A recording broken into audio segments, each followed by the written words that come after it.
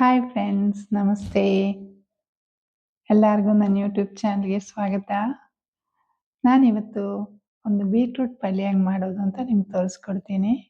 ನೀವು ಮಾಡಿ ನೋಡಿ, ಬೇಗ ಕ್ವಿಕ್ಕಾಗಿ ಆಗುತ್ತೆ. ಸ್ವಲ್ಪ ಇಂಗ್ರೀಡಿಯೆಂಟ್ಸ್ ಹಾಕಿ ಹೇಗೆ ಮಾಡೋದು ಅಂತ ಹೇಳ್ಕೊಡ್ತೀನಿ. ಎಲ್ಲರೂ ಮಾಡಿ, ಟ್ರೈ ಮಾಡಿ, ಟೇಸ್ಟ್ ಮಾಡಿ. ನನ್ನ ಯೂಟ್ಯೂಬ್ ಚಾನಲ್ ಸಬ್ಸ್ಕ್ರೈಬ್ ಮಾಡಿ, ಲೈಕ್ ಮಾಡಿ, ಕಮೆಂಟ್ ಮಾಡಿ, ಶೇರ್ ಮಾಡಿ. Okay, bye. Thank you. ಈಗ ಬೀಟ್ರೂಟ್ ಪಲ್ಯ ಹೆಂಗೆ ಮಾಡೋದು ಅಂತ ನೋಡೋಣ. ಫಸ್ಟು ನಾನಿಲ್ಲಿ 3 ತೊಗೊಂಡಿದ್ದೀನಿ ಬೀಟ್ರೂಟು. ನಿಮ್ಗೆ ಎಷ್ಟು ಬೇಕೋ ಅಷ್ಟು ತೊಗೊಬೋದು. ಅದನ್ನು ಫಸ್ಟ್ ತೊಳೆದ್ಬಿಡಿ, ಅಂದರೆ ಮಣ್ಣೆಲ್ಲ ಇರುತ್ತಲ್ಲ ಅದ್ರ ಮೇಲೆ. ಅದರಿಂದ ನಾನು ತೊಳೆದ್ಬಿಟ್ಟೆ. ತೊಳೆದಿದ್ದಾದ್ಮೇಲೆ ಸಿಪ್ಪೆ ಎಲ್ಲ ತೆಗೆದ್ಬಿಟ್ಟೆ. ನೋಡಿ, ಸಿಪ್ಪೆ ಎಲ್ಲ ತೆಗೆದ್ಬಿಟ್ಟು ಇನ್ನೊಂದ್ಸಲ ನಾನು ತೊಳೆದೆ ಅದನ್ನು. ಅದಾದಮೇಲೆ ನೀವು ಸಣ್ಣದಾಗಿ ಕಟ್ ಮಾಡಿ. ಎಷ್ಟು ಸಣ್ಣ ಆಗುತ್ತೋ ನಿಮಗೆ ಅಷ್ಟು ಸಣ್ಣ ಕಟ್ ಮಾಡಿ. ನಿಮ್ಮ ಮನೇಲಿ ಏನಾದರೂ ಎಲೆಕ್ಟ್ರಿಕ್ದು ಚಾಪರೋ ಬೇರೆ ಏನಾದರೂ ಮ್ಯಾನ್ಯಲಾಗಿ ಕಟ್ ಮಾಡೋದು ಏನಾದರೂ ವೆಜಿಟೇಬಲ್ ಕಟ್ಟರ್ ಇದ್ದರೆ ಅದರಲ್ಲೂ ಮಾಡ್ಬೋದು. ಬಟ್ ನಾನಿಲ್ಲಿ ಕೈಯಲ್ಲೇ ಮಾಡ್ತಾ ಇದ್ದೀನಿ. ನೋಡಿ, ಈ ಥರ ಸಣ್ಣದಾಗಿ ಕಟ್ ಮಾಡಬೇಕು. ನಿಮ್ಗೆ ಎಷ್ಟು ಸಣ್ಣ ಆಗುತ್ತೋ ಅಷ್ಟು ಸಣ್ಣದಾಗಿ ಮಾಡಿ. ನಾನು ಕಟ್ ಮಾಡಿರೋದು ಸಣ್ಣದಾಗೆ ಮಾಡಿದ್ದೀನಿ, ಆದರೆ ಇನ್ನೂ ಸಣ್ಣ ಆದರೆ ತುಂಬ ಚೆನ್ನಾಗಿರುತ್ತೆ. ನೋಡಿ, ನಾನು ಕಟ್ ಮಾಡಿದ್ದೀನಿ ಈ ಥರ. ಇದು ಆ್ಯಕ್ಚುಲಿ ನಿಮ್ಗೆ ಗೊತ್ತು, ಬೀಟ್ರೂಟು ಹೆಲ್ತಿಗೆ ತುಂಬ ಒಳ್ಳೆಯದು. ಚಿಕ್ಕ ಮಕ್ಳಿಗೆ ತುಂಬ ಇಷ್ಟ ಆಗುತ್ತೆ, ಮತ್ತು ದೊಡ್ಡವ್ರಿಗೂ ಒಳ್ಳೆಯದು, ನಿಮಗೆಲ್ಲರಿಗೂ ಗೊತ್ತಿದೆ.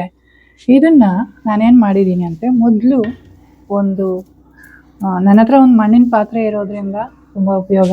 ಇದಕ್ಕೆ ನೀರು ಮತ್ತು ಉಪ್ಪು ಹಾಕಿ ನಾನು ಫಸ್ಟು ಬೇಯಿಸ್ಬಿಟ್ಟೆ ಇದನ್ನು. ನೋಡಿ, ಫಸ್ಟು ಬೇಯಿಸ್ತಿದ್ದೀನಿ ನಾನು.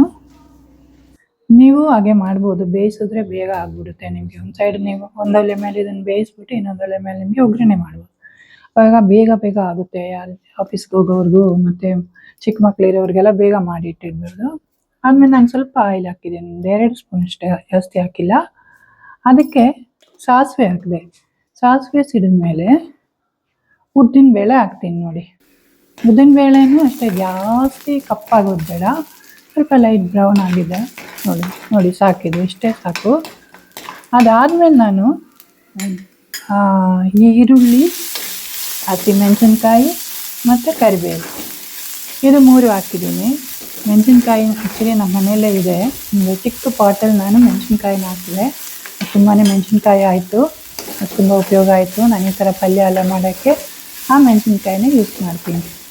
ನೋಡಿ, ಅದು ಮನೇಲಿ ಮಾಡಿದ್ರೆ ಟೇಸ್ಟ್ ತುಂಬ ಚೆನ್ನಾಗಿರುತ್ತಲ್ಲ. ಹಸಿಮೆಣಸಿನ್ಕಾಯಿ ನಮಗೆ ಮನೆಯಲ್ಲೇ ನೀವು ಒಂದು ಪಾಟ್ ತೊಗೊಂಡು ಅದರಲ್ಲಿ ಹಾಕಿದ್ರೆ ತುಂಬ ಮೆಣಸಿನ್ಕಾಯಿ ಬರುತ್ತೆ. ಅದು ನಮಗೆ ಅಡುಗೆಗೆ ಯಾವಾಗಾದರೂ ಬೇಕಾದಾಗ ಯೂಸ್ ಮಾಡ್ಬೋದು. ಮತ್ತು ಅದಾದಮೇಲೆ ನೋಡಿ, ಈ ಬೇಯಿಸಿಟ್ಟಿರೋ ಇದೆಯಲ್ಲ, ಬೀಟ್ರೂಟ್ ಇದೆಯಲ್ಲ, ಇದಕ್ಕೆ ಹಾಕೋದು ಅಷ್ಟೇ. ಈರುಳ್ಳಿ ತುಂಬಾ ರೆಡ್ ಆಗೋ ಥರ ಬ್ರೌನ್ ಆಗೋದು ಬೇಡ, ನಾರ್ಮಲ್ ಆದರೆ ಸಾಕು, ಮೀಡಿಯಮ್ ಇದಾದರೆ ಸಾಕು. ಅದಕ್ಕೆ ಬೇಯಿಸಿಟ್ಟಿರೋ ಬೀಟ್ರೂಟನ್ನ ಹಾಕಿದ್ದೀನಿ. ನೋಡಿ, ಇದು ನೀವು ಚಪಾತಿಗೂ ಮತ್ತು ರೈಸ್ಗೂ ಎಲ್ಲ ತೊಗೊಂಡ್ರೆ ತುಂಬ ಚೆನ್ನಾಗಿರುತ್ತೆ.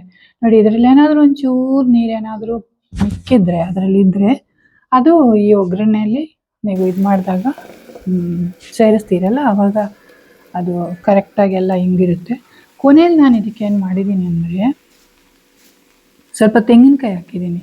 ಅದು ತುರಿಬಿಟ್ಟು ಸ್ವಲ್ಪ ತೆಂಗಿನಕಾಯಿ ಹಾಕಿದ್ದೀನಿ. ಇದು ಆಪ್ಷನಲ್ಲು, ನಿಮ್ಗೆ ಇಷ್ಟ ಇದೆ ಹಾಕಬೇಡಿ, ಬಟ್ ತೆಂಗಿನಕಾಯಿ ಹಾಕಿದ್ರೆ ನನಗೆ ತುಂಬ ಇಷ್ಟ, ಟೇಸ್ಟಿ ಇರುತ್ತೆ. ಅದಕ್ಕೋಸ್ಕರ ನಾನು ಸ್ವಲ್ಪ ತೆಂಗಿನಕಾಯಿ ಹಾಕಿದ್ದೀನಿ. ನೋಡಿ, ಪಲ್ಯ ರೆಡಿ ಆಯಿತು. ಇಷ್ಟೇ, ಬೇಗ ಕ್ವಿಕ್ಕಾಗಿ ಮಾಡ್ಬೋದು ಮನೆಯಲ್ಲಿ. ಓಕೆ, ಎಲ್ಲರೂ ಮಾಡಿ ಟೇಸ್ಟ್ ಮಾಡಿ. Okay, thank you.